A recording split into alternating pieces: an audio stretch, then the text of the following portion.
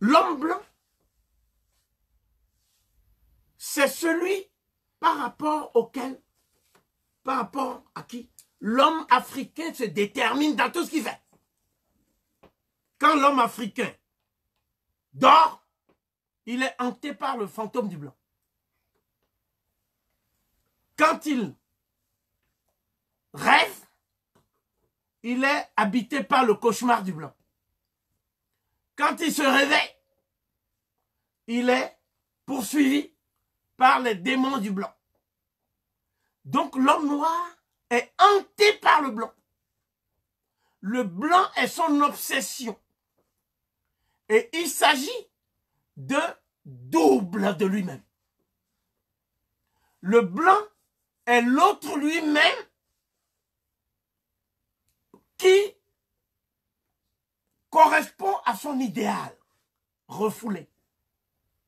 Le blanc, c'est celui qu'il cherche à imiter pour échapper à la laideur pawine de son apparence physique, telle qu'il se la représente dans le secret de son rapport à son miroir. Tant s'en faudrait qu'il ne s'agisse ici d'un miroir aux alouettes. C'est pour cela que Aimé Césaire a dit: le blanc est dans notre intimité la plus proche. Et c'est le blanc qui fait que nos actes sont pour nous-mêmes acceptables ou inacceptables. Si nous posons des actes que nous jugeons inacceptables, c'est parce que ces actes s'éloignent de l'archétype du blanc qui nous poursuit. Il a été plus loin. Celui qui a été plus loin, c'est Fanon. Le blanc est l'ombre que nous projetons dans la lumière et qui nous suit. Donc, jamais le blanc ne s'est dissocié de notre moi. À plus forte raison de notre surconscient. Encore moins de notre inconscient au sens freudien. Encore moins de notre surmoi. C'est-à-dire de la manière dont nous avons en nous une instance répressive que nous appelons la morale. Donc la personnalité de l'homme, sous quelque angle qu'on envisage, pour l'occidental, c'est la juxtaposition de l'âme et du corps. Et un être humain, c'est l'agrégation de son âme et de son corps. Le corps, c'est le tombeau de l'âme.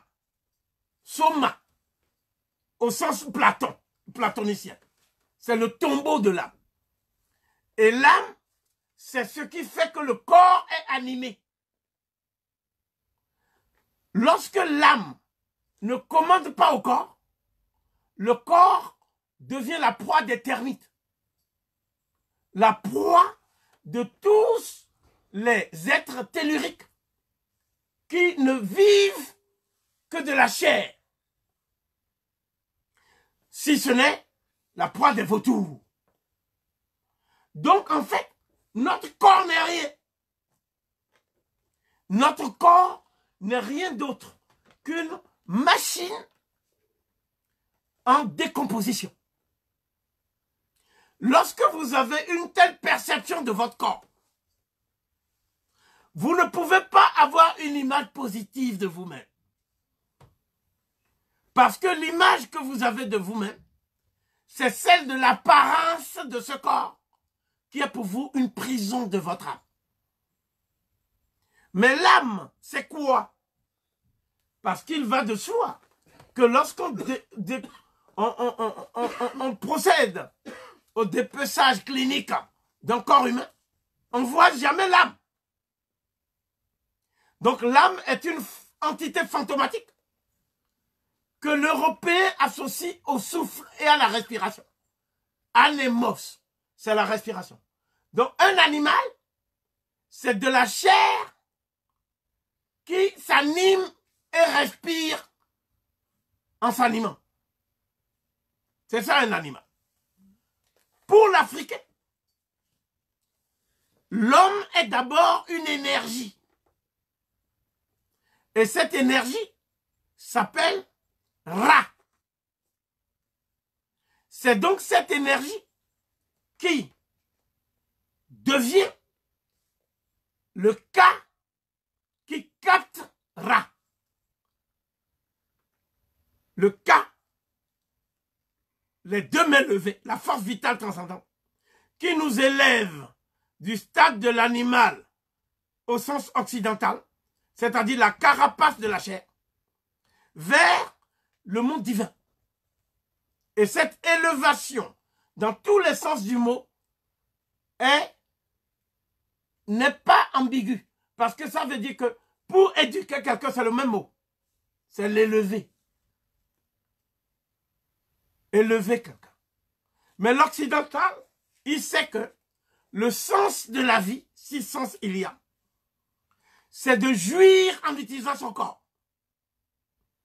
Et une fois que le corps est en phase de décomposition programmée, à ce moment-là, il n'y a plus rien qui se passe. Le film s'arrête à la décomposition. Voilà pourquoi l'occidental fait tout pour jouir dans la démesure en utilisant le corps et en détruisant le corps, en s'auto-détruisant. Parce qu'il croit jouir, mais en fait, l'excès même fait que le corps n'est plus en capacité de se pérenniser. Pour l'Africain, il y a d'abord l'énergie. Et cette énergie doit traverser 9 entités. La première entité, c'est 4, c'est-à-dire le corps corruptible et putrescible. Donc l'enveloppe charnelle dont parle l'Occident. Pour nous, ce n'est rien d'autre qu'une médiation de l'énergie. L'énergie rentre dans le corps pour transfigurer le corps. À ce moment-là, il y a un deuxième corps, qui est le corps astral. Et c'est ça qu'on appelle Saou, c'est-à-dire le corps qui fait que nous sommes en relation avec la lumière qui fait du bien. C'est ça qu'on appelle être chaleureux. Cette chaleur qui résulte de l'imprégnation avec la lumière des astres. L'Africain est intrinsèquement chaleureux. Le leucoderme est morbidement froid. Par conséquent, le Saou, c'est effectivement, j'aurais dû dire le nomade. Le Saou, c'est précisément ça. Le corps astral qui nous met en relation avec le règne des étoiles. C'est pour ça qu'on dit que chaque être humain a son étoile qui le guide. Et c'est cette étoile qu'ils vont appeler plus tard l'ange gardien. Mais en fait, c'est une étoile. Chacun a son étoile qui te guide. Ensuite, il y a le Sekem. Le Sekem, en fait, c'est Sakamu, mais on prononce Sekem pour les égyptologues. C'est la force surhumaine qui se dégage de ton être, quelle que soit sa fragilité apparente, lorsqu'il est en danger de mort. Et c'est cette force qui te révèle l'attraction de la vie. Pourquoi la vie agit avec toi en un phénomène d'aimantation, comme un aimant. Par conséquent, l'occidental ne connaissant pas ça, est un être qui est toujours en relation plus ou moins dialectique avec la mort. L'occidental, pour employer une expression de Heidegger, est fondamentalement un être pour la mort. Il porte la mort en lui. Il est en relation de ruse avec la mort.